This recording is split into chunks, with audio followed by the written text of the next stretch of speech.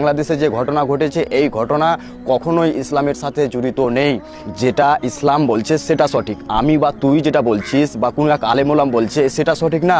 স্পষ্টভাবে বুঝতে পারলাম যে কোরআনে কোনো সূরায় বা হাদিসে কোনো জায়গায় উল্লেখ নেই যদি কেউ আল্লাহ বা তার রাসূলকে গালাগালি করলে তাকে খুব সহজেই হত্যা করতে হবে। তবে হত্যা করার নির্দেশ দিয়েছে সময় বুঝে, জায়গা বুঝে।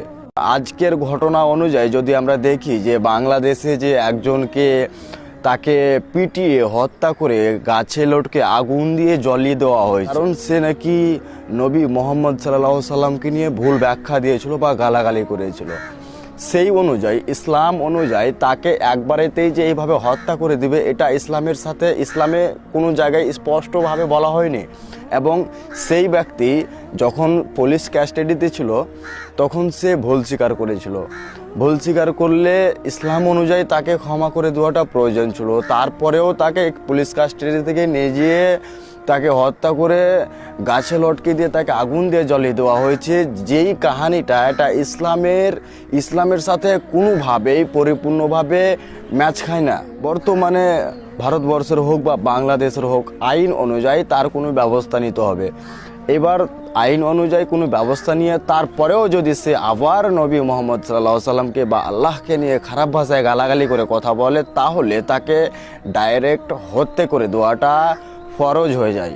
কোনো একজন ব্যক্তি রাসূল মোহাম্মদ সাল্লাল্লাহু আলাইহি সাল্লামকে নিয়ে বা আল্লাহকে নিয়ে কূটনীতি করে খারাপ ভাষায় কথা বলছে বা গালাগালি করছে, সে যদি একজন ক্ষমতাশীল ব্যক্তি হয়, তার বার্তায় যদি একটা বিশৃঙ্খলা একটা মহল তৈরি হয় বা মুসলমানদেরকে উস্কানিমূলক কথা বলছে, মুসলিম সমাজকে হুমকি দিয়ে কথা বলছে বা একটা যুদ্ধর ঘোষণা করার মতো একটা মহল তৈরি করছে, তাহলে সেই ব্যক্তিকে হত্যা করে দেওয়াটা ফরজ হয়ে যায়।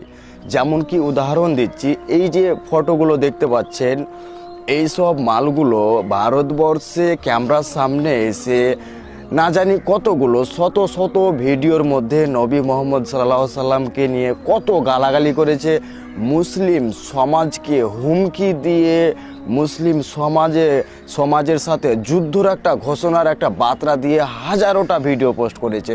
এই সব মানুষগুলোকে হত্যা করে দেওয়াটা সেই কোরআনের সূরা অনুযায়ী, সেই হাদিস অনুযায়ী এই সব মানুষগুলোকে হত্যা করে দেওয়াটা ফরজ। বাংলার মাটিতে কিছু বিজেপি নেতা যারা যখন তখন উস্কানিমূলক কথা বলে, এই মুসলিমদের এই করে দেবো, তাহলে জিহাদিদের এই করে দেবো, ওই করে দেবো, ডাইরেক্ট একটা বিশৃঙ্খলা একটা দাঙ্গা